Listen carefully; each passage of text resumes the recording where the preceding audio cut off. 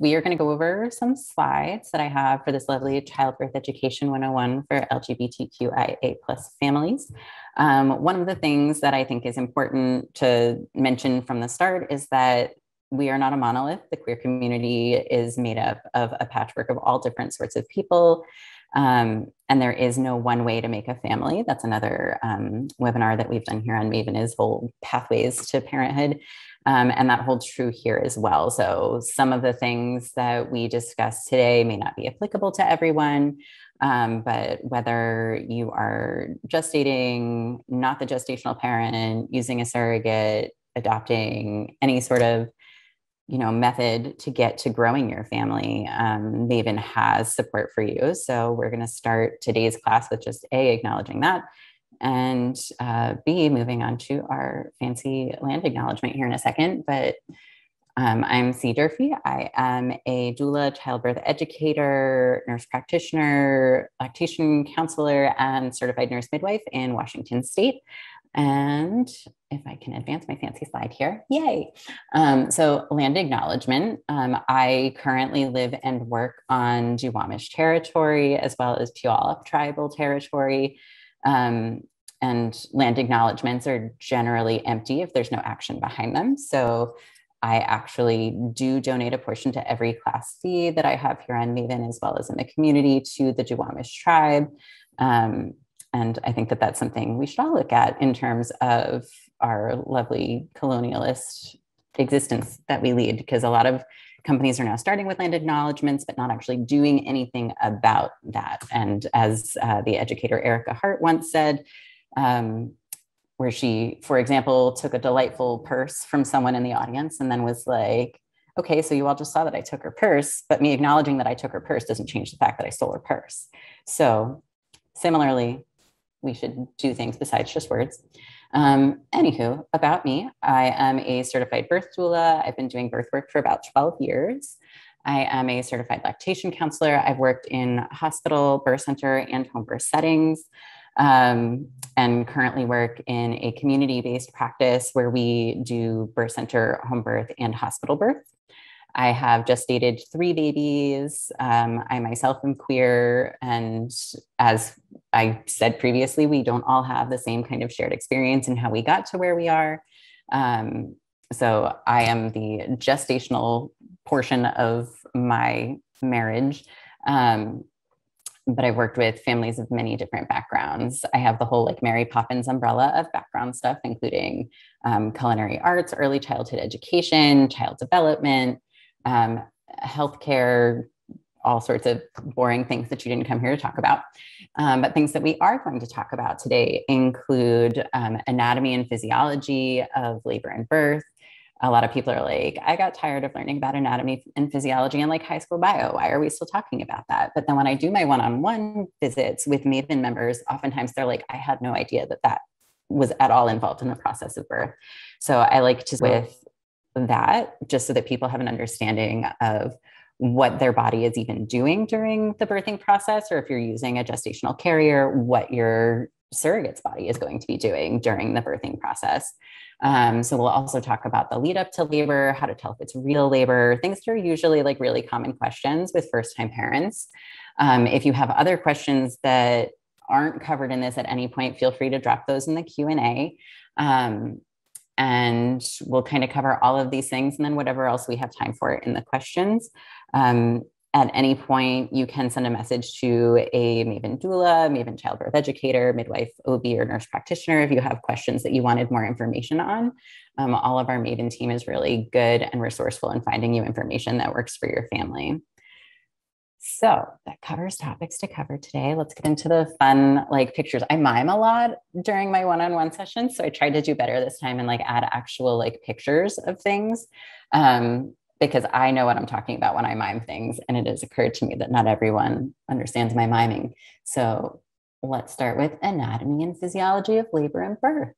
So when people think about a pregnant person and what happens with birth, they kind of know that they have to dilate in order for the baby to come out, unless you've been at a friend or family member's birth prior to your own birth. Most people's only exposure is through television shows or movies where you have this whole like immediate like waterfall type gush of fluid, and then immediate long, strong contractions, and then the baby comes out, always at a hospital.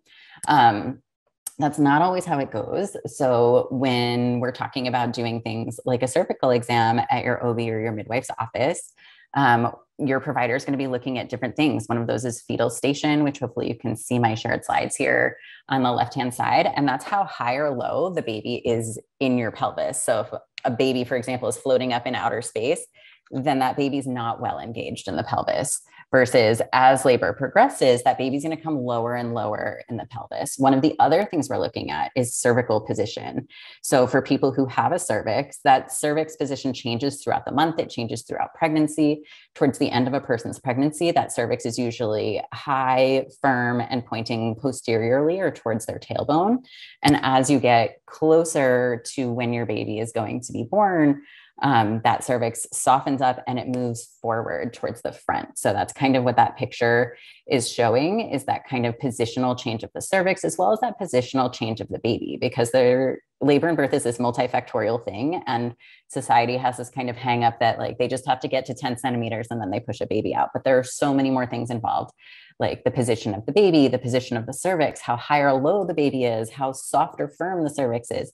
It's a whole process, which we'll see here on this lovely next slide. So in addition to the position of the cervix, we're going to be looking at cervical effacement or thinning of that cervix.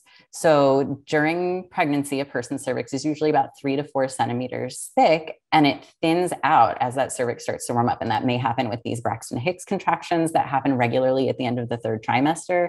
And it may happen during labor itself. It may happen during a labor induction when we're giving medications to do what we call ripening a cervix.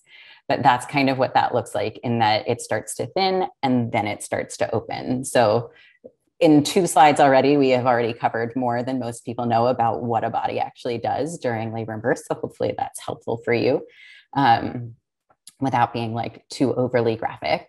And that brings us to our lovely next slide, which goes through the movements of an actual physiologic birth. So we talked at first about the baby kind of floating in outer space.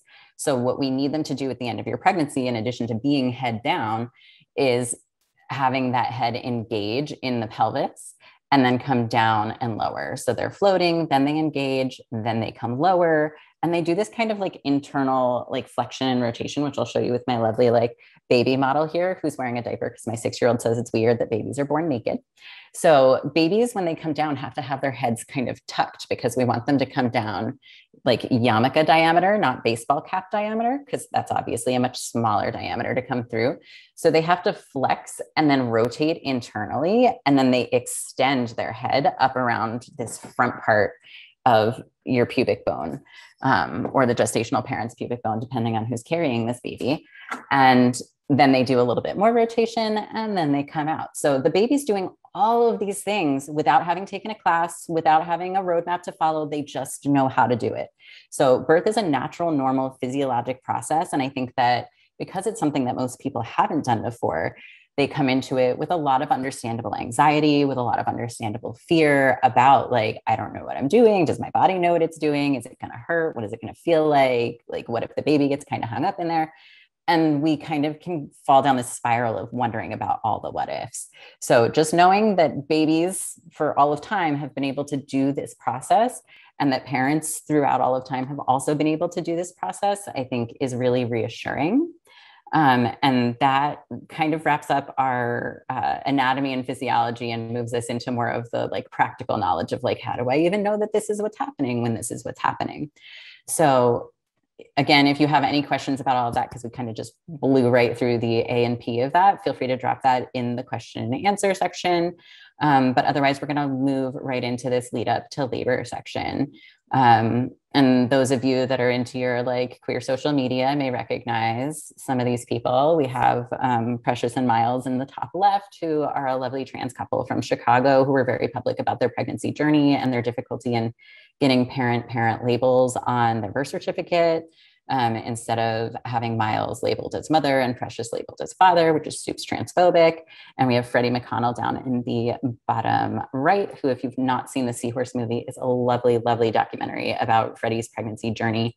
And he's got an ongoing legal battle and pertaining to his child's birth certificate, and is currently pregnant again with his second baby. So that's super exciting. But anyways, lead up to labor. It is, again, not like the Hollywood perception of things where stuff just immediately starts and then you have like just this really quick labor. Some people do have quick labors. There is no always. There is a kind of societal perception and kind of stereotype that first-time parents always go late. They always have long labors. There is no always with anything. Like, it's all a spectrum. So oftentimes we see a lead up to labor where you have that kind of slow to start. You may have some Braxton Hicks, which is like a painless tightening of that uterine muscle.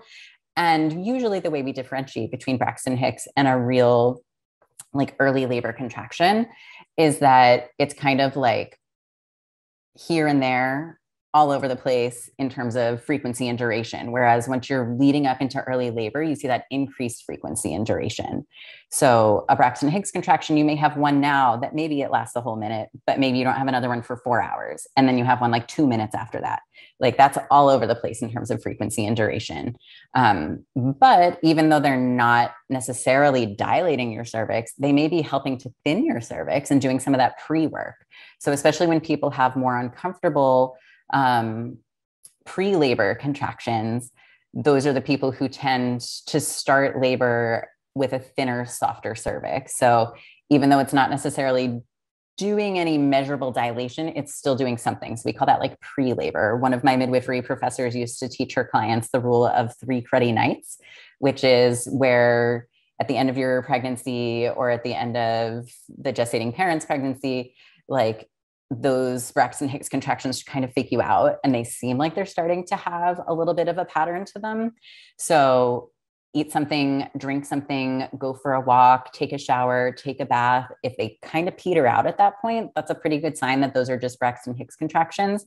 So the things to do are eat something, drink something, and rest. And even if things do start to pick up, the answer is still eat something, drink something, and rest. Because when most people notice that maybe they're starting to be in a rhythmic pattern and they're not going away, they may be every 15 or 20 minutes. And if you're having contractions every 20 minutes, that's 3 contractions in an hour. And it's a whole lot easier to get a 20-minute nap than a 2-minute nap. And eventually the contractions or the waves, depending on which childbirth class and vernacular you're using, will be about 2 minutes close together when you're having, you know, the urge to push and about to have your baby and meet your baby for the first time. So eat something, drink something, rest is the, you know, asterisk to all things, whether you think it's Braxton Hicks or it's early labor. But the rule of that 3 Carretti nights is that, like, they may fake you out with kind of having a pattern overnight, and then it kind of peters out by the morning. But because you've spent all night timing every contraction under the sun, you're now super exhausted and you have to go back and do your, you know, regular daily stuff. And then that may continue for like up to 3 nights. And for some very unlucky people, they have what's called prodromal labor, where that kind of just continues to go on for a while. But generally for most people, it's about 3 days where they think it might be starting, and then it peters out, and then eventually it will start. So just, again, make sure you're eating, drinking, and resting, so that once you're actually in your active labor part and getting to points in your labor where you're making progress, that you're not exhausted, because parental exhaustion is absolutely an indication for people who maybe didn't want an epidural to get an epidural, or people who had planned on having a physiologic birth, then having an abdominal birth. So we will get to that on later slides. I'm not going to get ahead of myself there. But other things that we may see in a lead up to labor are the mucus plug, which is exactly what it sounds like. It's a honking chunk of mucus, which for some people comes out in little stringy bits every time they wipe. And for some people comes out in like a golf ball sized clump. I've seen people like come to the hospital with it in like a little sandwich bag, and they're like passing it to me out of their bag. And I'm like, I really didn't need to see that. Like, it's enough to know that like you were passing mucus. And that mucus plug is what kind of keeps the like uterus and the baby sealed off from bacteria coming up from, you know, that lower area of the GU tract. So we want to kind of be mindful of the fact that it's coming out, but it, like, even 10 years ago, they used to be like, oh my God, if your mucus plug comes out, you're going to be in labor like in the next 24 hours. But we know that that's not actually true. So it's good to know that it's happening. It's good to notice that you're seeing some of that mucus, but some people pass their mucus plug without noticing because it just kind of comes out in the toilet. So don't pay too much mind to your mucus plug. Just be mindful of kind of how you're feeling. But again, real labor is longer, stronger, closer together contractions, harder to cope with, wetter in terms of like maybe leaking some fluid. And early labor itself, like that kind of getting into a good pattern, can be 12 or more hours for many first-time parents. So I think that's the time when most parents need more support or need to know more what's going on.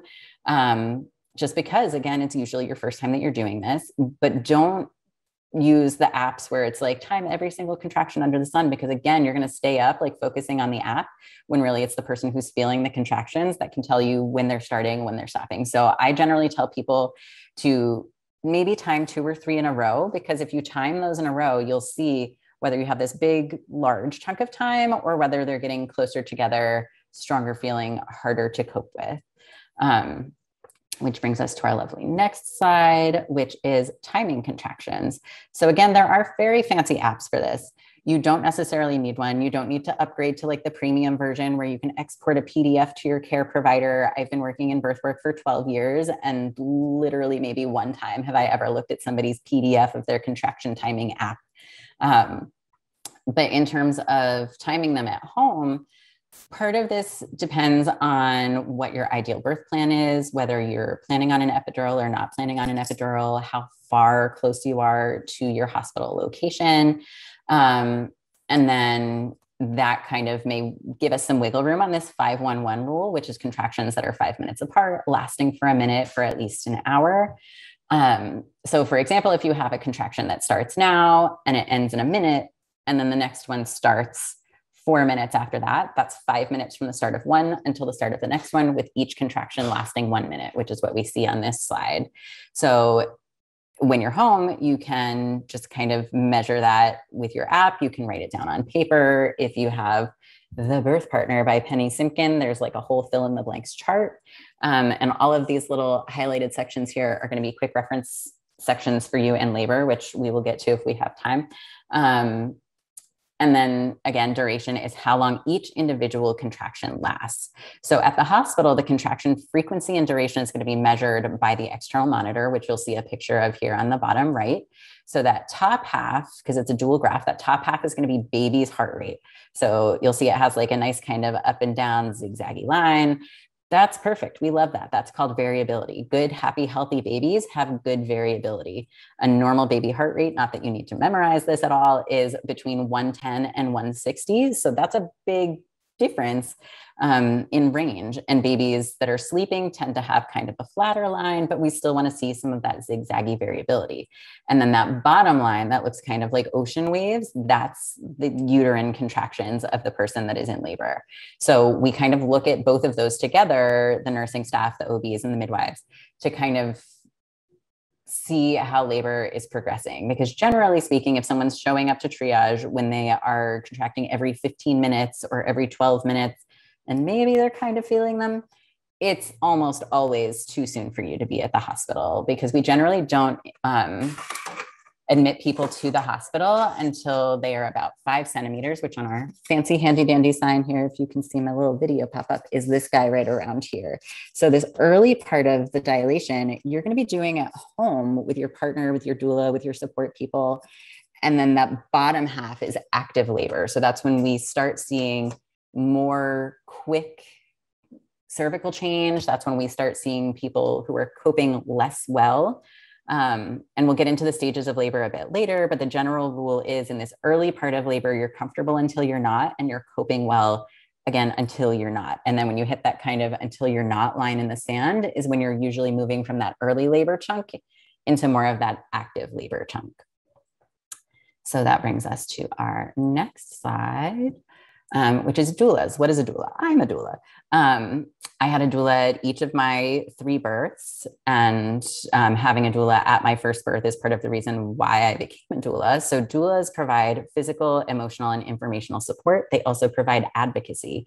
So what that means in terms of like physical support could be different comfort measures, showing you different position changes, and just different ways to help you maintain your comfort or the gestational parent's comfort throughout the pregnancy, as well as the birth itself. Emotional support is the same thing. Sometimes people are carrying trauma from their past, or they're carrying like particular relationships that they have with the medical industrial complex, or previous interactions with healthcare providers or healthcare institutions into the birthing room. And they kind of need help processing that, because we live in a society where we're not really processing that on the daily.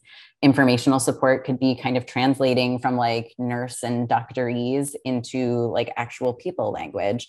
One of the more common examples I give is like the nurse is trying to like adjust the fetal heart monitor, and they're like, oh, I lost the baby. Like, to a person who doesn't work in healthcare, they hear, oh my God, like, did the baby die? And what the nurse means is the baby moves, so I need to adjust the monitor to find them. So even if it's just like clarifying with the nurse, like, oh, you mean you need to adjust the monitor, that saves the parents a lot of anxiety related to like a misunderstanding. Informational support can also be like going through the benefits, risks, alternatives, and like kind of just describing to you, like, this is where you are, this is what your body's doing, this is what your baby's doing, this is what your upcoming options are, or if these are the options that the care providers gave you, this is what this means. Do you need more information? And kind of talking you through like an informed consent conversation. That said, part of the informed consent conversation involves like prenatal support and education, like reading books, watching films, watching short videos, doing the Maven classes that we have on like infant care and childbirth education, like this one, that give you the information. Because if you don't know what your options are and you don't know what the care is supposed to look like, then you really don't know what to ask about. So doulas can be helpful in that, because they do specialize in both physiologic birth as well as abdominal birth. They do work with many different birthing families. Generally speaking, you establish a relationship with them prenatally. Most doulas will do a visit with you in your home, or in their office if they have an office. They provide labor support in person with you at home before it's time to go to the hospital, or virtually, depending on your preferences, as well as your hospital's current visitor guidelines, given the lovely pandemic we find ourselves in. Postpartum doulas are doulas that specialize in just that postpartum care. So they come to your home after you've been discharged from the hospital or birth center, unless you're having a home birth, in which case you've been home this whole time. And they come and they help with your transition to parenthood. So that could be like teaching you how to swaddle, how to bathe the baby, newborn cord care, different like diaper changing strategies and calming strategies, also making sure that you're eating and have time for your own self-care and recovery, because there's physical and emotional recovery that comes along with having a baby, whether you're the gestational parent or not. Doulas do not deliver babies, and they do not provide medical care for pregnant people or babies. So I think that that is an important clarification, because oftentimes people think that midwives and doulas are the same thing. Midwives are clinical care providers who specialize in healthy, low-risk pregnant people. And many midwives are also nurse practitioners like myself, which means that they can provide primary care, gynecologic care, all sorts of other medically things. And many certified nurse midwives also can help assist in a cesarean or abdominal birth. But doulas don't do that. Doulas are just kind of like, the 90s word for them was like a labor coach. So we are like your labor coach, tour guide person to get you through your birthing process. And again, they can labor with you at home before it's time to go to the hospital, or if you're having a home birth, they labor with you at home before it's time for your midwife to come. Doulas can also help you figure out like when it's time to go to the hospital, if your contractions seem like they're real labor, if it's something that you need to call your care provider about. In terms of finding a doula that is safe and conducive for your family, there's a website called the Queer Doula Network that has a list of queer doulas. There's also a list of trans birth workers that is maintained by Queer Trans Doula and Childbirth Educator Moss Froome, that I'll include in the resources at the end of this slide. But I think that just as much as DONA, which is Doulas of North America, says that there's a doula for every person that wants one, that doesn't mean that every doula is the right doula for every person. So I think it's good to be able to find someone like who vibes with you and jives with like your family, and that you're not constantly having to like explain your entire life story to like feel understood and supported. So I think it's important to find a doula that's a good fit for you.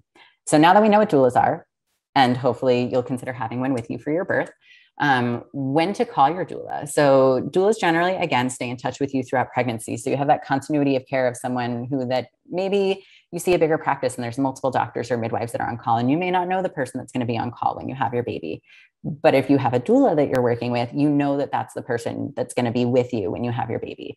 So stay in touch throughout pregnancy. I have people who send me Maven messages or, text messages if they're private clients before or after their prenatal visits, just to like review what questions they might have. Or again, that informational support of like, well, my provider said this, what does this mean?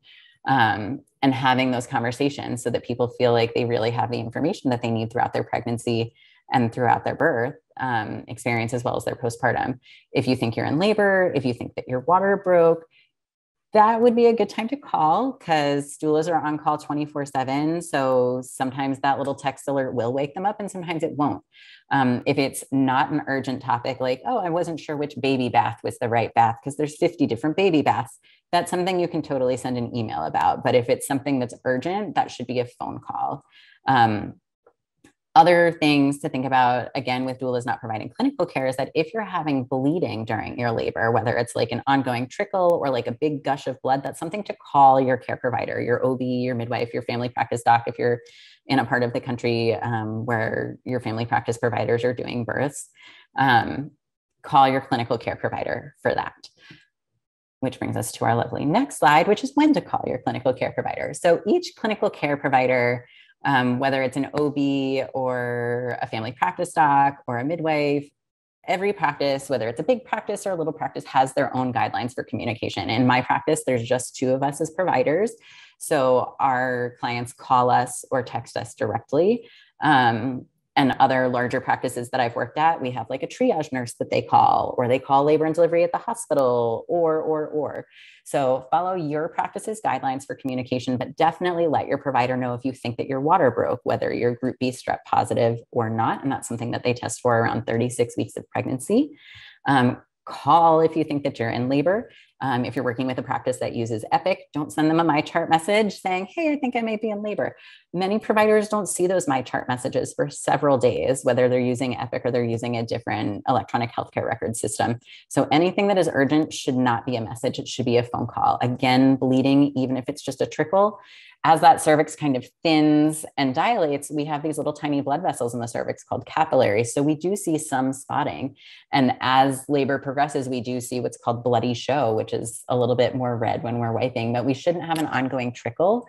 And we shouldn't have like a big gush of blood that's like soaking a pad or a panty liner. We would absolutely want you to call your care provider for that. And come in and be checked out to make sure you and baby are good. Same thing for baby movement. If your baby is not moving as much as they normally do, like what's normal for your baby, that's something we want you to call your care provider about, like the day you notice it, not like 3 days later, like I haven't felt the baby move since Wednesday. Like that's not great, friend. We want to hear about that sooner rather than later. So please call your care provider for those things. And then even when we're not in a pandemic, we want you to call your care provider if you have a fever, if you feel sick, if you're feeling just any sort of urgent or emergent health needs related to your pregnancy. Your OB or midwife is your primary care provider during your pregnancy. So they would need to hear from you. If you are planning a home birth or a birth center birth, you may have different guidelines for calling your provider in terms of when. In my practice, our current guidelines are that we hope that people will call us by the time their contractions are about 3 to 4 minutes apart. And if you're planning a hospital birth, again, follow your practice's guidelines for when to call. But in some hospitals, you call labor and delivery directly. And I find that that's helpful, especially in my hospital-based practice, if the nurses know you're coming beforehand, because then the charge nurse can make sure that like your chart is ready and you have a nurse assigned and your room is set up and like they're There's a big difference between like showing up to labor and delivery and having them be like, oh, Francis, we've been expecting you, versus you rolling up and having them be like, oh, we did not know you were coming and now we have to page your doctor. So they will set up for you regardless, but it's just nice to have that heads up that you're coming. So know what number to call, save it in your phone, stick it on your fridge, make sure your partner or your spouse has it in their phone. And again, stick that on the fridge. Everybody thinks that I'm crazy when I'm like, write this on a Post-it note, stick it on your fridge. You won't lose the Post-it note if it's on your fridge. Know where to park if you are not having a home birth. So if you're having a birth center birth, you're birthing at the hospital, know if there's specific parking for when you're in labor, know if there's a specific entrance, know if that changes based on the time of the day. Some hospitals I've worked at have a labor and delivery specific entrance. Other hospitals, you go in the main entrance during daytime hours, and during the nighttime, you go in through the ER. Other hospitals, you always go in through the ER. And the second they see a pregnant belly, they're like upstairs with you, even if you've just stubbed your toe and you're not even there for a labor-related cause. So know all of those things before you go into labor, and that will help you to have a calmer birth process. Other things to think about in terms of timing for pregnancy: it's great to have a pediatric care provider chosen by about the 36-week mark. It's also really good to have your hospital bag or birth center bag if you're having an out-of-hospital or an in-hospital or out-of-hospital birth center birth, if you have that bag packed by 36 to 37 weeks. And if you are having a home birth, having all of those supplies and everything ready and organized by that 37-week mark. And that brings us to our next slide. Bloop. I went too far, friends. Go back. So types of labor and birth. So again, not all births and babies and pregnancies and pathways to parenthood are the same. And honestly, I could probably talk for several hours on each of these bullet points. But we're going to kind of break it down into two categories, which is physiologic birth, for people who align with the term vaginal birth. That is also kind of the same thing. And then under that umbrella, we have spontaneous labor or induced labor. So spontaneous labor is when your body goes into labor on its own. Induced labor is when your body is given medications or otherwise had some intervention, such as a mechanical dilation with a Foley balloon, to get that labor going. And then we have natural or medicated. So natural could be without an epidural, it could be a water birth, it could be anything that's non-pharmacological, so no medications. Medicated could be things like IV medication, it could be an epidural, it could be a spinal, it could be nitrous oxide, it can be many different things. That said, some people don't include nitrous oxide on that medicated side of things. No judgment either way. It's your birth, your body, your baby. So you do what works for you. And then we also have, again, to overuse the word physiologic, physiologic delivery or assisted delivery. So assisted delivery we'll get into on the next slide, but that could be someone who has dilated to 10 centimeters, who has pushed and pushed and pushed, and the baby just needs a little bit of help, either coming down and around that pelvis or just getting out. So that could be a forceps assisted delivery or a vacuum assisted delivery, which is a lot more gentle than it sounds. My spouse, when he first heard the term vacuum assisted delivery, was just like, they still do that? And I was like, it's just a gentle suction cup. Don't freak out.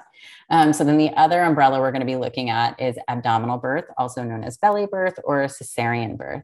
So with cesareans, I'm sure you've all heard kind of birth stories from coworkers, family members, randos at the grocery store.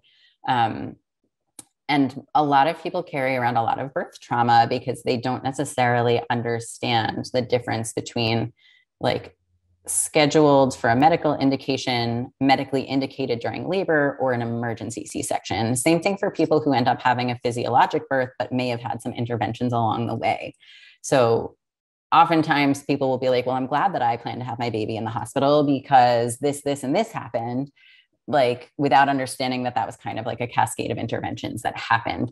So a scheduled for a medical indication cesarean birth is not the same thing as like an emergency C-section. So scheduled for a medical indication for a cesarean could be like a transverse lie where the baby is lying sideways instead of laying head down. Like you cannot labor with a baby that is sideways. Other medical indications for C-sections could be a baby that's greater than 5,000 grams, or a baby that is breech in a hospital that doesn't do breech deliveries. Medically indicated in labor would be someone who was aiming for a physiologic birth, but during the process of that physiologic birth, hit some speed bumps. So that could be failure to progress, which means that at any point between that 0 centimeters and 10 centimeters, the cervix just kind of stopped doing its thing, whether that's stopped thinning, stopped dilating, it just stopped. Failure to descend is, again, going back to that very first slide where we were talking about how high or low baby is in the pelvis. And even if a cervix is dilating, if the baby is still floating up in outer space and is not coming down, we can't really make them come down, other than trying to have like strong, consistent contractions. But if you're having strong, consistent contractions and you're still not dilating and the baby is still not coming down, then that tells us there's something going on that we can't see, which oftentimes will lend itself to an abdominal birth. One of the other things that can happen during labor that leads to an abdominal birth would be what we call fetal intolerance of labor. Again, going back to, let me show you my terrible stick figure drawing, that fetal heart rate monitor. So we have our nice, happy, zigzaggy baby. We have our nice, lovely pattern of surges or waves. But if we have a baby who, instead of staying at their happy, normal baseline with their good variability, starts dipping down with each contraction, we call those decelerations. So if we have a baby who's showing us with their heart rate that they're not very happy with how the labor is progressing, then that's not a baby that we can continue to put contractions on. We can't keep stressing out a baby that's already super stressed. So fetal intolerance of labor is absolutely one of the things that leads to cesarean birth. An emergency cesarean is an actual emergency. The way you can tell if someone had an emergency C-section or not is if, when they decided that the person needed a C-section, they were in the OR like within a handful of minutes. An indicated C-section is usually like slower into the OR, like it's not an emergency, it's just needed. So if it's somebody who has failure to progress or failure for the baby to descend, they can just kind of like slow down the contractions and kind of take their time getting into the OR. Whereas if we're looking at something, hold on, I got all my little learning models. So here's our little fake placenta and our little umbilical cord, and this is usually attached to baby. So if we have something where baby is not coping well, one of those things could be a cord prolapse, which is where the cord comes down beneath baby's head and then the baby's head is putting pressure on it. That would be an obstetric emergency. And that would be like, you are immediately going into the OR and having your baby delivered. So there's a whole different spectrum from how kind of labor starts, how labor can progress. Penny Simkin has a lovely thing called like a labor roadmap that has the whole yellow brick road idealized version, as well as here's all these other like, you know, things that can happen along the way. So understanding that all of these are normal ways to have a baby. Everything on this slide, there is no one way that is better than other ways. And again, nobody gets a trophy for doing any of these things, whether it's a natural birth or a scheduled section, or a repeat scheduled section, or a vaginal birth after a C-section. Like, again, no one gives trophies for any of these. But medical indications for like inducing labor would be like high blood pressure, gestational diabetes, or other indications. Augmentation is a word that means like you're getting medication to help, again, with that like frequency and duration and strength of those contractions that the laboring person is going to be having. So we do have, you know, these algorithms that your care providers will be looking at to make sure that like you are progressing. But again, we are not a monolith. We do not all follow this lovely like growth curve and textbook labor pattern. But ideally, we want to see people making about 1 centimeter of change an hour, or if you want to get real specific, 1.2 centimeters of change, but tell me how you're measuring 0.2 centimeters. No one is. We don't go in there with a ruler. It's all fingers. So looking at our happy little chart here, like 5 centimeters is about the top of a can of soda, and then 10 centimeters is this guy down here. So a lot of change happens between this 5 centimeters and 10 centimeters. And that's the whole definition of active labor, is when you start to have that more active cervical change, because it may be slower in that first half of labor, because again, that cervix has to move forward, it has to soften, it has to thin, it has to open. It's doing all of those things all at the same time while baby is descending in the pelvis, their head is tucked, they're rotating, they're doing all of their stuff, and you're doing all of your stuff. So there are multiple layers to this birth process. It is more than just getting to 10. And that is my soapbox on different types of labors and births. So to illustrate, we have these lovely pictures here by the Educated Birth. So physiologic birth, if you have only ever seen birth on a TV show, you're probably most familiar with this top left picture, which is a person who is laboring on their back with their legs back. And in this picture, the person is reaching down to feel the top of baby's head as baby is crowning. And that can be something that can be really helpful when someone is pushing, or if they've been pushing for a while. A normal length of time for a first-time parent to push without an epidural is about 3 hours, and with an epidural is about 4 hours. So sometimes if people have been pushing for quite a while, they start to get really tired, they start to get really disheartened. And I have absolutely been like, we're seeing more of the baby's head every time you push. Do you want to reach down and feel it the next time? You can also look with a mirror. So we have this person that's in the traditional kind of like on your back hospital position. We also have a person who's squatting. We have a person who's hands and knees. All of these are great positions for physiologic birth. As a midwife, I have caught people's babies in the birth tub. I've caught people's babies standing up, hands and knees, side lying, all the different ways. But generally speaking, most obstetricians have only ever delivered babies in the other, 3 pictures you see here, where the person is like kind of semi-flat on their back in the bed with their legs up in the stirrups, or oftentimes like kind of holding their legs up behind the knees.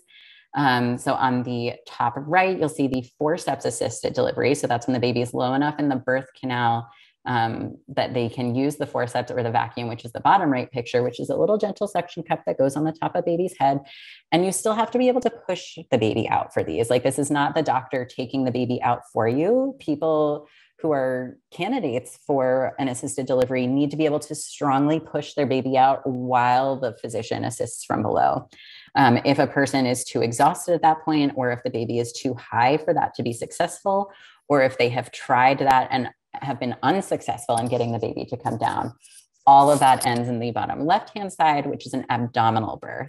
So for non-emergent cases, like if it's just indicated or if it's scheduled, again, that's going to go on a bit of a slower pace and be probably slightly less scary than somebody who's just like being wheeled into the OR. So with that, we are monitoring the baby in your labor and delivery room. Your nurse will get your belly ready. If you don't already have anesthesia on board, you will get either an epidural or a spinal anesthesia placed. And they get you comfy cozy, or the gestational parent comfy cozy, in the OR and get everything set up. The belly gets cleaned. They do some drapes. If you're in a facility that does a family-centered C-section, some of them have like clear drapes, or they can drop the drape at the point where the baby is being born so that you can, see that. Otherwise, they hold baby up kind of Simba style, and then move baby over to the warmer, which is usually kind of parallel with the head of the birthing parent's bed. And then their support person or doula, whoever you choose to have with you, again, that's also kind of up to the anesthesiologist at the section, is sitting up by the head of the bed with the birthing parent. And then there's the multiple layers that they go through in order to get to the baby to deliver them through a belly birth. Most belly births in the United States are what is called a low transverse C-section. So that means the incision is like down here on the bikini line, as opposed to being that kind of like up and down line. And then I love my like little learning models. So this is our copy of the layers of things. This one's sewn together. But for an abdominal birth, they usually close in a way that is minimally scarring. So we have our skin layer and the fatty tissue that gets separated. And then underneath that, we have connective tissue, and then the abdominal muscle that gets separated out to the side. So if you feel some pulling and tugging, which may happen with belly births, you can feel like pulling and tugging, but you shouldn't feel anything sharp or anything that's painful. And your provider will check with that to make sure that that is the case. Then we have the peritoneum and our little bladder flap. And then we eventually get to that uterus, which is closed in 2 layers. So that used to be a thing that people would ask for on their birth plans. They'd be like, if I have a C-section, I want dual layer sutures. The uterus is a big, thick muscle. Nobody's closing that with single layer sutures. So that's not a thing that you need to add to your birth plan, but just know that there are many, many layers that are involved. And each one of those is mindfully opened as well as mindfully closed. So abdominal births can absolutely be a nice, respectful, family-centered event. And that really depends on the hospital in which you're birthing, because obviously we're not doing C-sections in birth centers or home births. Which brings us on to our next slide, which is comfort measures. So whether you're having a physiologic birth or a belly birth, we have a whole bunch of different comfort measures that can work for you. We have acupuncture and acupressure, we have aromatherapy, we have changes to your birth environment, which pre-COVID, some people would bring like their favorite pillowcase or their favorite blanket or whatever to make it kind of smell more like home or feel more homey. Conscious breathing, having a doula with you, hypnosis like hypnobabies or hypnobirthing, or any other meditation or relaxation tracks. There's a bajillion apps for that. Massage, music, different position changes. There's a lovely doula who has a website that I want to say is called Train for Birth, where she posts on her Instagram all these different videos of how to use different balls, like the peanut ball, the birth ball, and different just ways to move your pelvis and move your body to like really help facilitate some change during labor. Doing relaxation, sterile water papules is a big fave of mine. And that's like, if you've ever heard anybody say they had a posterior baby or their baby was sunny side up or they had back labor, that means they were like really feeling it back here where their sacrum is. So what sterile water papules is little, like the tiniest little needle, puts little bubbles of just sterile water, like here, here, and here, just under your skin over this sacral area. And it kind of feels like a bee sting going in, which sounds horrible to anyone who's ever been stung by a bee. But anyone in labor who's ever asked for and received that has been like, oh my God, that feels so much better. So it is absolutely an option for people in labor. The midwife that I work with has been a midwife for like 35 plus years or something, and instituted this at one of the hospitals she initially trained at. And the OBs there were like so impressed with the relief that people were getting that they too started doing the sterile water papules. So that's something that can definitely be done in a home birth center or a hospital setting.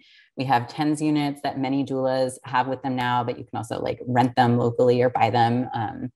And using water, whether that's the shower or the tub, can be really, really helpful. My doula partner back in New York used to say that the tub was like her aquadural because it was just as effective, if not more effective, than the epidural she'd had with her first birth.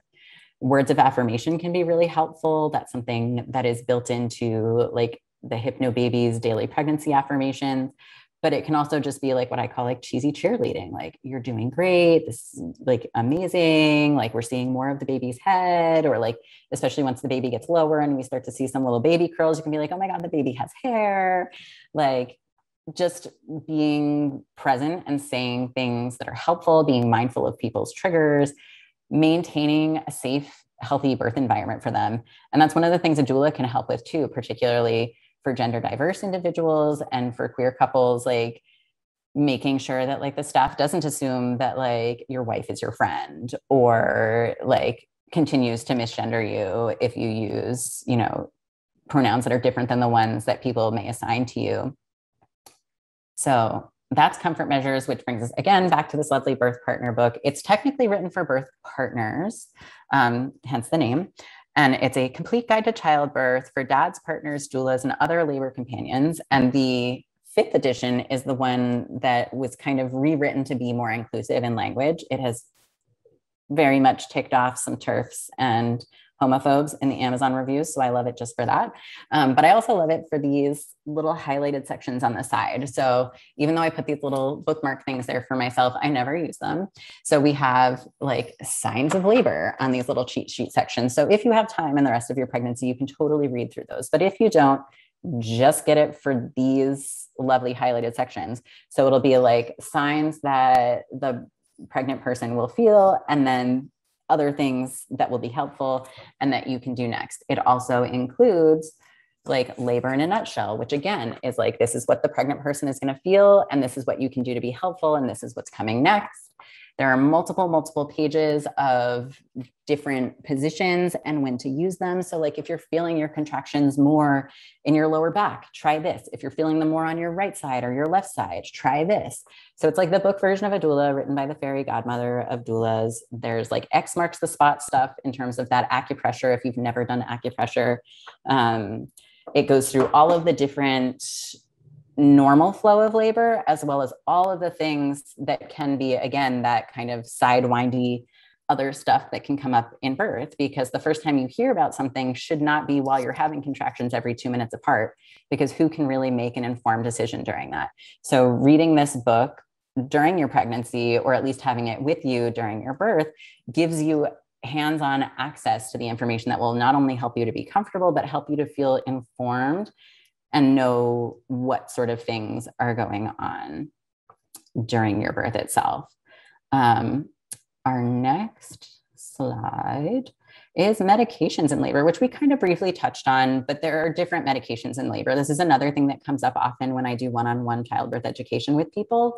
They assume that it's like epidural or no epidural. And depending on where you're birthing, that may be the case. But most hospitals that I've worked in over the last 12 years have multiple options. So that includes opioid medications through the IV, which we can give a couple doses of, but we don't give if you're close to delivery, because we don't want to cause any issues for baby, because those medications do cross the placenta. But we can give them earlier in labor. They are shorter acting. IV medications are more of like a dimmer switch as opposed to an on-off switch. Inhaled nitrous oxide is that same kind of laughing gas that you use at the dentist. It's super popular in the UK. And is becoming more popular in the US. Some hospitals have stopped offering it due to COVID. The hospitals that I know that are still offering it are requiring a negative COVID test in order to use it. And then there's also regional medication, which would be an epidural or a spinal or a combined spinal epidural, which you kind of see a picture, an artist rendering of on the bottom right there. So in order for you to get an epidural, there is no too late to get an epidural unless the baby is actively falling out. Otherwise, as long as you can hold the position, oh, my guy's still attached to his umbilical cord here. Hold on. So you kind of sit on the end of the bed, and oftentimes we have people like hold a pillow, and then you kind of put your chin to your chest to make a C out of your back. And then you just kind of have to hold that position. So as long as you can hold that even through a contraction, then you can get an epidural. So they put a sterile drape on your back, they clean it off, they use some local numbing medication, which again is going to feel like kind of a pinch and a burn or a bee sting. And then that area will be numb. And then they place the catheter in your back. If you're getting an epidural, if you're getting a spinal, it's just like a single dose of medication that lasts for a set amount of time. If you're getting an epidural, it's a little thin IV catheter that looks like this, or epidural catheter rather. And then they kind of tape that up around your back. And in most hospitals, they do patient-controlled analgesia, which means it's attached to like a Jeopardy button. So if you're feeling like you need more medication, you can press that button and give yourself a couple extra drips. It does max out each hour, so you cannot over medicate yourself. You cannot over do the epidural there. But I've seen people get an epidural at 10 centimeters, or I've seen people who've been pushing for 2 hours who are like, nope, I'm tired now, I want the epidural. I tried it, it's not working for me. But I've also seen people who thought that they would want an epidural who were just like, can you check me first? And when they get checked, they're like, oh, I'm 9 centimeters. Maybe I could try another 20 minutes and see what happens. And then 20 minutes later, they had a baby. And there's a big difference between getting an epidural or not getting an epidural in terms of like whether or not you need to have a catheter placed for keeping your bladder empty, whether or not you're able to get up and move around after the baby's born.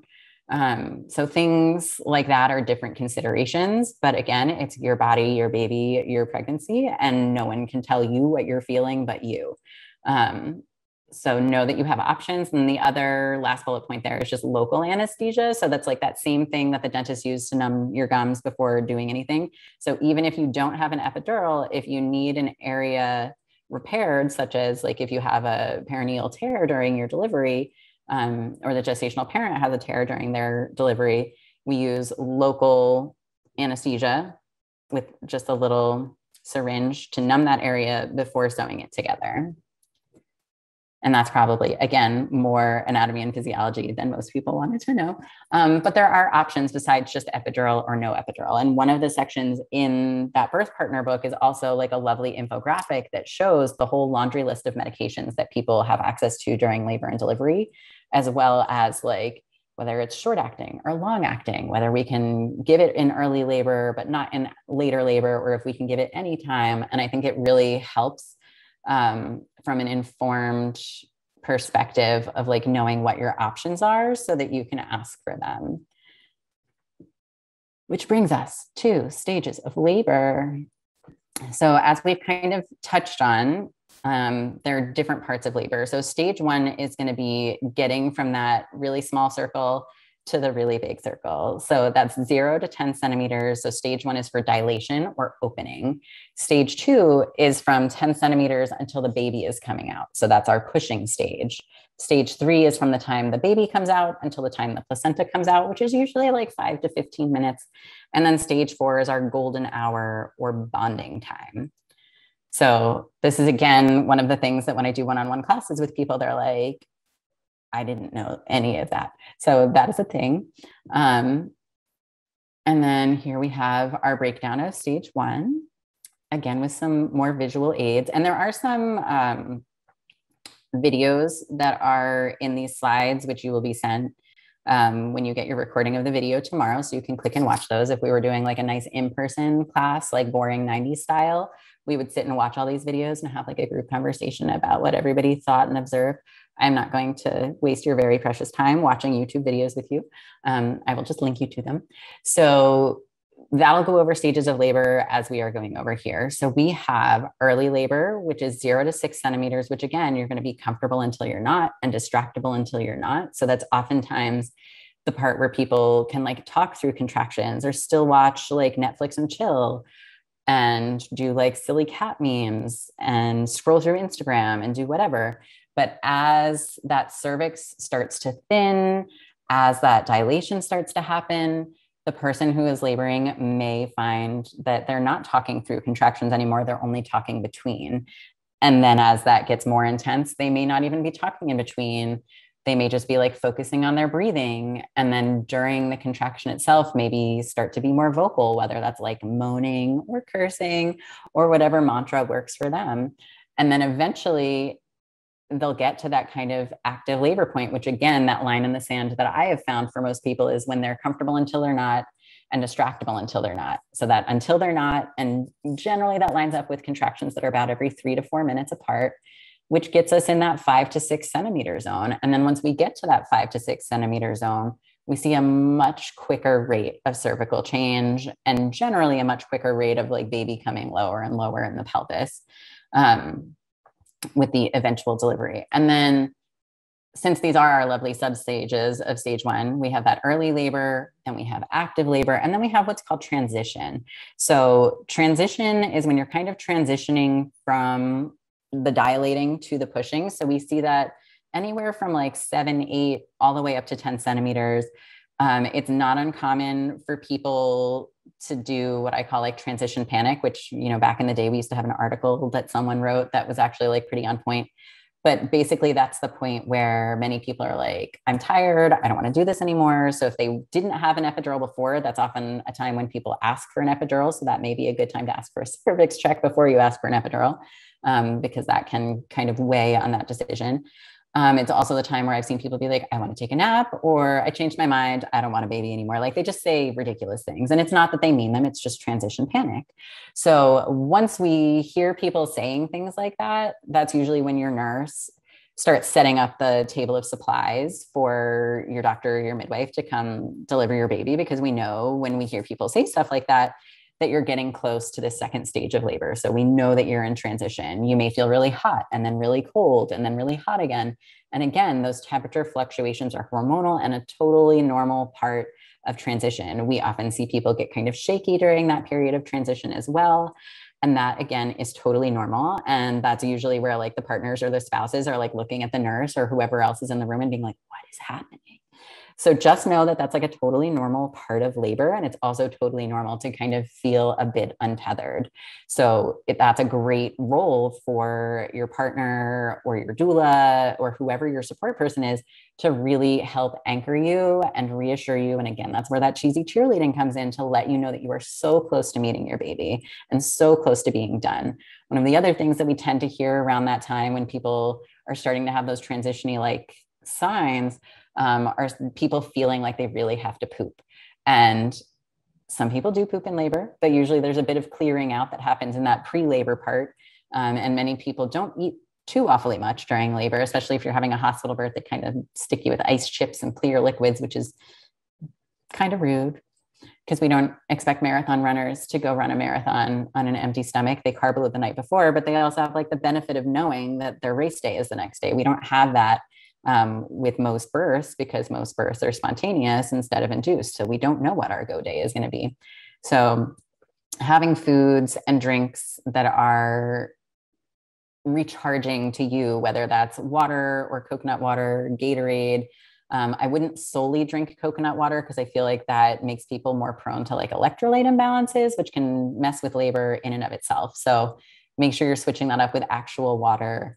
And then if you're eating anything in labor, make sure it's something that wouldn't be like god awful if you had to see it again. So things like fresh cut fruit are basically the same in both directions, because puking is not uncommon in labor. So like pain, pressure, puking are all things that we hate in our normal life, but during labor are all generally pretty good signs of progress. So we're going to go from being distractible until we're not, and comfortable until we're not, and going into needing a little bit more support, maybe being more inwards, being more vocal, and eventually getting that kind of grunty sound, feeling like you have to poop, which brings us to wanting to push the baby out.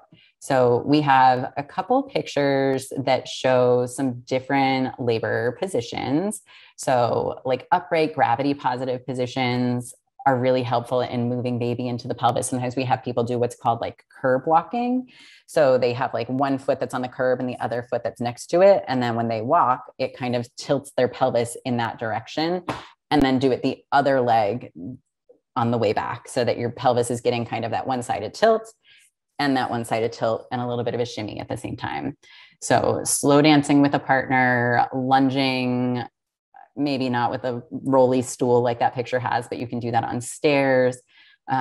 Forward leaning, sitting on the toilet is really popular in labor, whether you're forward leaning like this person is, or like leaning backwards over it with like a pillow on the back.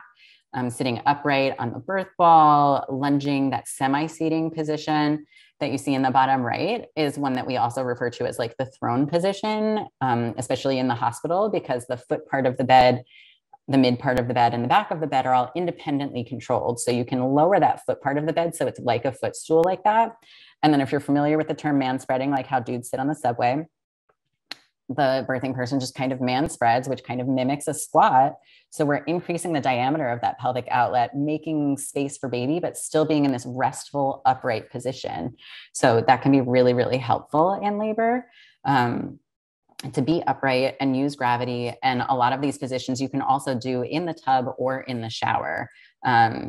Little asterisk on the shower is that if you're in the shower, I do recommend having somebody like within arm's reach of you, even if they are outside of the shower, just because showers can be slippery.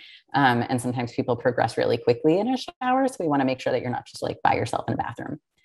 That brings us to our next lovely pictures that show some more forward leaning. So sitting, leaning forward with a chair, a birth ball, hands and knees, the knee chest position. Hands and knees and side lying are really good positions for pushing as well, because then the like gravity is not bringing the baby down on your perineum and stretching that tissue.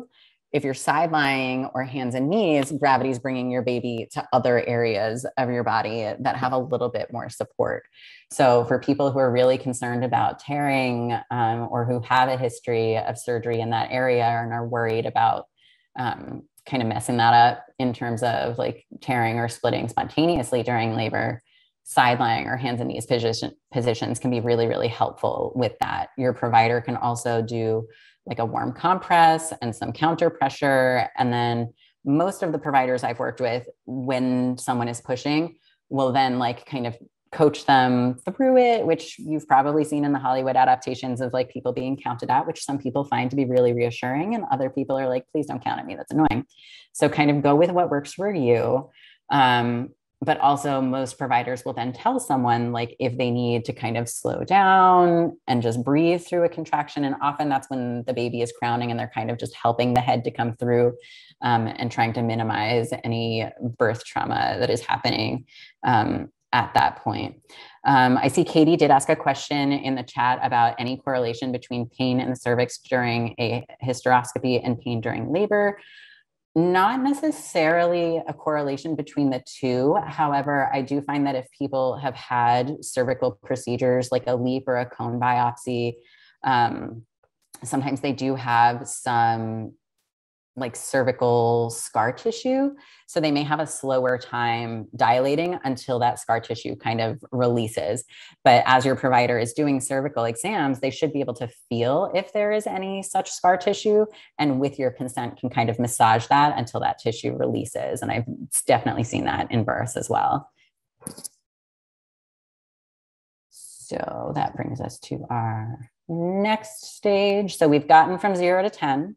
And now we are pushing baby out. So the link on this slide will take you to a pushing positions resource from UMN, which is helpful. I think in the resources, I also have like a link to another poster. Again, the Birth Partner book has all these different pictures of different positions that you can try during the birth itself. But in that top middle picture, you'll see that blue draped table. That's the delivery table in hospital birth settings, where they have all their instruments and all their stuff. So if you see the nurses setting that up, you know that you're getting really close to having your baby. So that is an encouraging sign.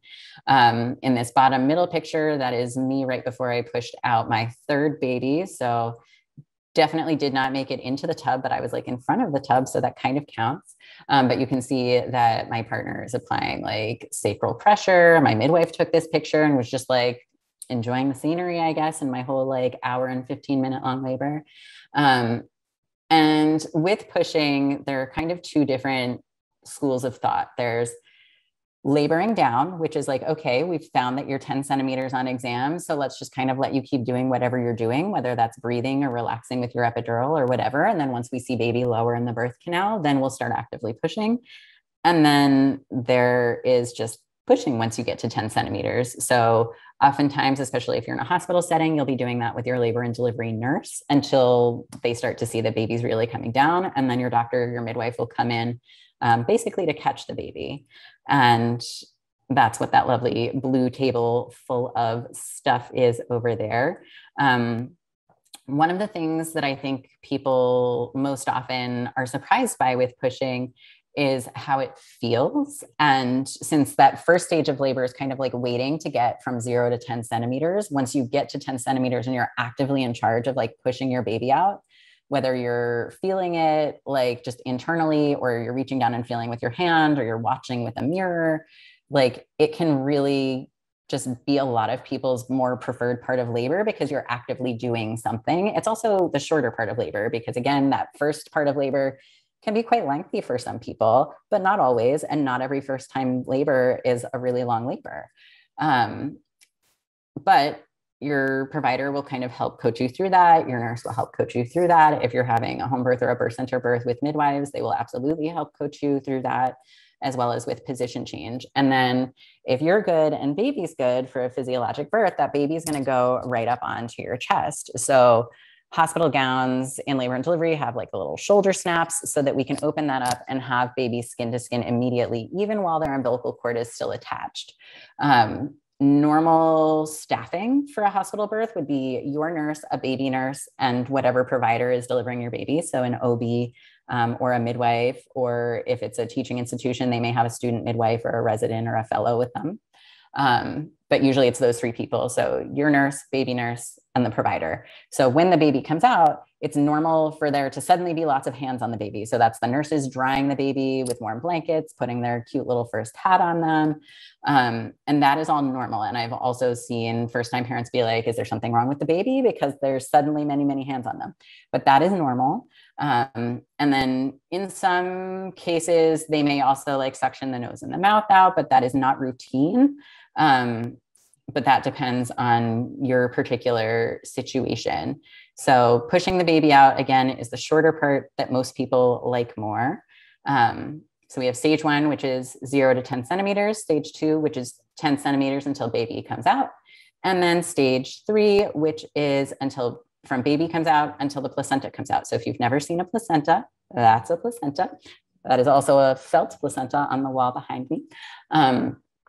And from the pictures on top, you can kind of see an immediate cord clamping versus the one on the right-hand side, which is delayed cord clamping. And there's a lovely video that's linked in the copy of the slides that you'll get that talks about timing of cord clamping. So like 10 or 12 years ago, the norm was to just clamp that cord immediately once the baby came out. And now we know that delayed cord clamping or physiologic cord clamping, again, to just keep using that word physiologic over and over again, gets the baby about 1/3 of their blood volume that stays in that placental circulation during the birth itself. So there's a big difference from a big juicy cord on the left to the skinny little cord on the right. And in that picture in the middle, you'll see my last baby with his skinny little empty cord because we didn't clamp it until after the cord stopped pulsating and the baby was able to get the full blood volume of his blood from the placenta. So babies are cute. They get to hold that cute little fetal position. Breech babies are even funnier looking because their legs are often kind of like up by their shoulders, and you can kind of tell that's how they were inside. Other things to note from that picture are that that baby has like a really round head, and that's because my labor was so quick. With labors that are longer, for babies that kind of sit in the pelvis or maybe come down a little bit crooked and have to move, baby skulls are not one solid piece like ours are. They have these little areas of bone that kind of overlap like tectonic plates kind of. So they get what's called molding. So in that first day or so when they come out, their head may be a little bit more like elongated looking. And that is totally, totally normal. But again, that's part of why babies have hats as newborns. Part of it is because we want them to like not cool off because babies have a hard time maintaining their temperature. But part of it is also because people get freaked out by babies molding on their head. But in terms of placenta stuff, normally comes out within 5 to 15 minutes of baby being born. It can take up to an hour, but usually not in a hospital setting. In the hospital, most doctors will give you either a shot of Pitocin in your leg, or if you have an IV running, they may hang IV fluid after the baby is out to help cramp down the uterus to prevent too much bleeding and also help with the delivery of the placenta. So things to think about in terms of your third stage when you're thinking about birth planning are timing of cord clamping. Do you want immediate cord clamping or do you want delayed cord clamping? Are you doing cord banking? Who is going to cut the cord? Traditionally, it's the partner that cuts the cord, but I've definitely been at births where it was the birthing parent who's like, no, I grew that, I'm gonna cut that. And then I've been at births where both of them are like, no.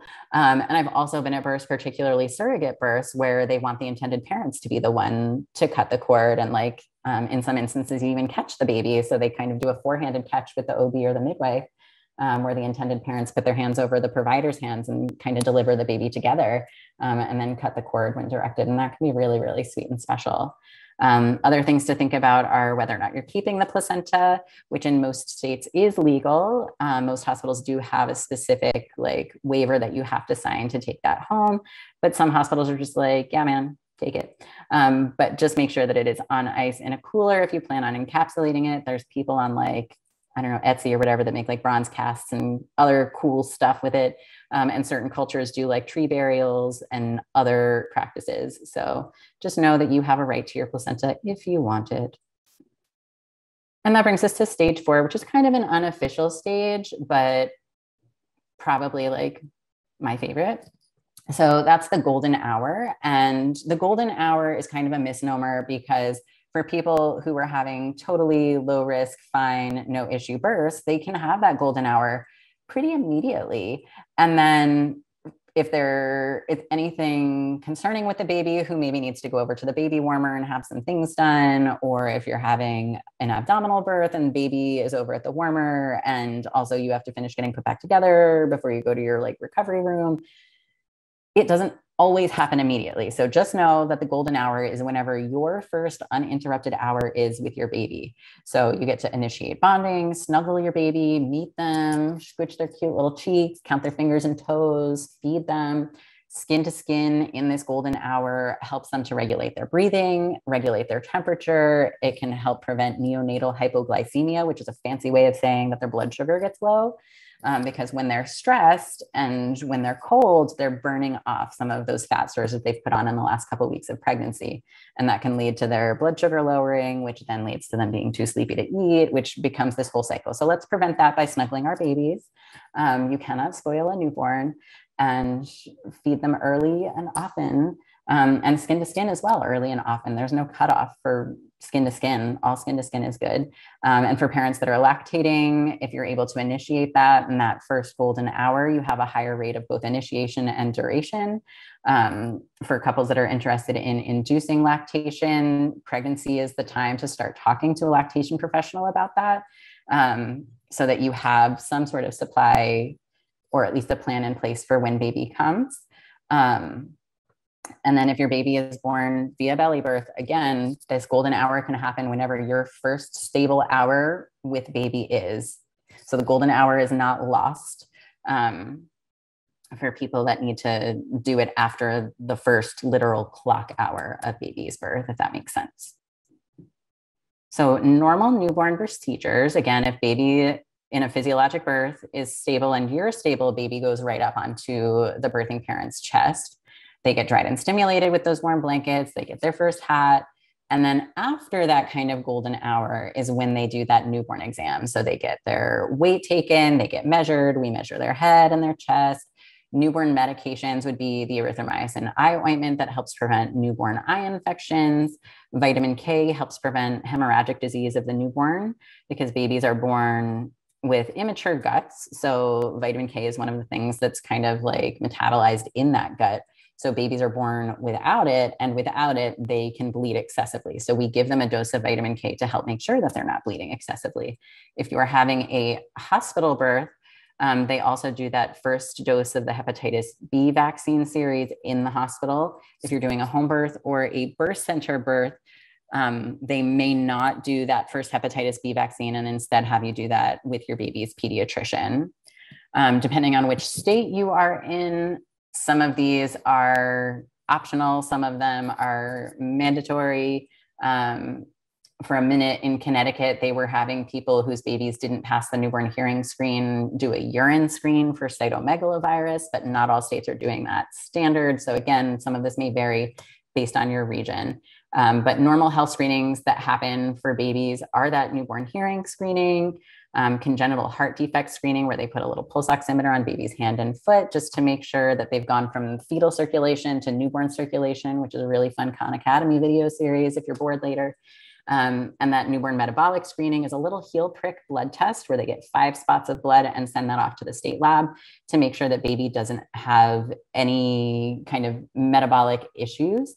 And that test is usually repeated at the pediatrician within the first week or 2 as well, because there's some stuff that's present from birth, and then there's other stuff that may not show up until later. And sometimes they just don't have a sufficient sample, and they may need to redo that at the pediatrician's office as well. If you are having a home birth or a birth center birth, talk to your midwife or your care provider about where they refer out to get that hearing screening done. Ask them if they do the congenital heart defect screening. And if not, make sure your pediatrician knows that so that they can screen baby. And I'd probably say like 100% of home birth center, and hospital providers all do that metabolic screening because it is state mandated. Not to say that you can't nope out of it. At least in Washington state, you can decline that screening, but it is recommended for all babies.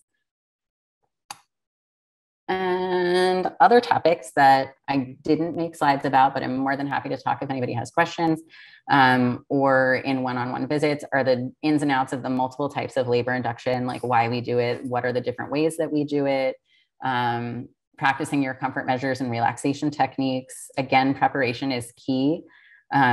Reading about what your options are and being able to practice them, particularly if you plan on using hypnobabies or hypnobirthing or another type of practice makes perfect method. You can't just pick up a hypnobirthing book in your first trimester, never touch it again, and expect to have a successful hypnobirthing experience when you're in labor. So practicing relaxation techniques, birth planning sessions are something you can schedule with providers on Maven, where we kind of have a template we can go over with you and just kind of talk about what your ideal birth is. It's not uncommon for people to be like, well, I'm just going to kind of go with the flow. But particularly if it's your first birth, I recommend people read Dr. Stephanie Mitchell's The First Time Parents Childbirth Handbook, which kind of goes over, like in a skinnier version than that birth partner book, these are what your birth options are. And then at the very end of that book, she has like a little kind of check the box style birth plan to kind of fill out what your options are. But if you don't know what your options are, then do you really have any options? We can also talk about normal postpartum healing in terms of postpartum bleeding and other stuff, postpartum planning in terms of self-care, meal prep, finding your local support needs, whether that's lactation groups, parenting groups, finding out where the local pediatricians are, stroller fit classes, all sorts of things. There's like a whole like heterosexual stereotype of people spending like a gajillion dollars on planning their wedding. That's like a one-day thing. But then when it comes time to like plan for their birth, which is arguably a much more shaping day of their life or couple days of their life, depending on how their labor goes, that they balk at spending like $1,200 on a doula, when doulas are demonstrated to have lower intervention rates, lower C-section rates, and better, you know, mental health outcomes for both parents. Other topics include newborn needs. We do have an infant care and infant CPR class here on Maven. Learning about infant sleep and swaddling and bathing. Lots of new parents love this Wonder Weeks app that like did not exist when I was having babies, but it kind of helps you know when baby is doing some cognitive growth spurts and physical growth spurts and how that lines up with kind of like their sleep and their affect and things like that. Car seat safety is a huge one for me. So please learn how to install and buckle your baby in correctly. There are also car seat safety checks that are done locally, usually by hospitals, healthcare systems, as well as fire departments, police stations, if you feel safe there. And they all generally have a certified passenger safety technician whose like job it is to schedule to make sure that you or whoever is going to be driving with your baby, including babysitters, grandparents, nannies, whoever, you can be neurotic like me and have them go get their car seats professionally installed and checked. Talking about infant feeding plans with a lactation specialist or an infant specialist here on Maven, about lactation, inducing lactation, the option of donor milk, either through a pasteurized human milk bank, or Eats on Feets, or Human Milk for Human Babies, or other local donation options where you're still able to screen applicants. And again, all access members can sign up for weekly virtual classes, newborn care, infant CPR, prenatal yoga, the cishet version of our childbirth ed class. With Barbara, there's a breastfeeding class for people who have different journeys to infant feeding, whether they're pre-op, post-op, or just have, again, different pathways to their infant feeding journey. A one-on-one appointment with a Maven lactation professional can help you meet and, well, identify and meet your infant feeding goals. And then that brings us to our several slides of resources. So we talked a bit about the birth partner, first-time parent book, first-time parents childbirth handbook. We have that comfort measures checklist from the birth partner book as a PDF, but I definitely recommend getting that book. And then some of those in linked quick videos. So comfort measures, breathing in labor, positioning and relaxation, different pain medications, hip squeezes, car seat stuff, birth affirmations, all sorts of queer, trans, stuffy stuff in terms of birthing, parenting, gender feels in pregnancy, virtual support groups, all sorts of lovely, lovely things. Spinning babies, optimal pregnancy exercises for getting that baby in a lovely head tucked yarmulke style position in your pelvis. Lamaze 6 healthy birth practices, perineal massage, eating dates, and then some lactation and infant feeding stuff and postpartum resources. So like 7,000 links for you to look at later, but totally not mandatory for you to look at any of that. But I think that I personally like having lots and lots of information. So I tend to like pile lots and lots of information on people so that even if they don't remember what we talked about, particularly if they're doing a class like this earlier in their pregnancy, they may not remember that when they're 40 weeks pregnant or whenever their baby is being born. So if you know that we talked about it, or you remember that I'm the crazy person that sent you 3 pages of links, you can pull that email back up and be like, oh yeah, here's that link about that database. I can go look at these over-the-counter medications and make sure that it's still safe to body feed my baby after having taken this over-the-counter medication. Or here's that video of like how to do paced bottle feeding if my partner wants to feed the baby. And all of that. Even though that was a lot of information, hopefully it was still helpful for you all. All right, friends. Well, it was fun to hang out with you all today. Thanks for being at my Childbirth 101 for LGBTQIA fams.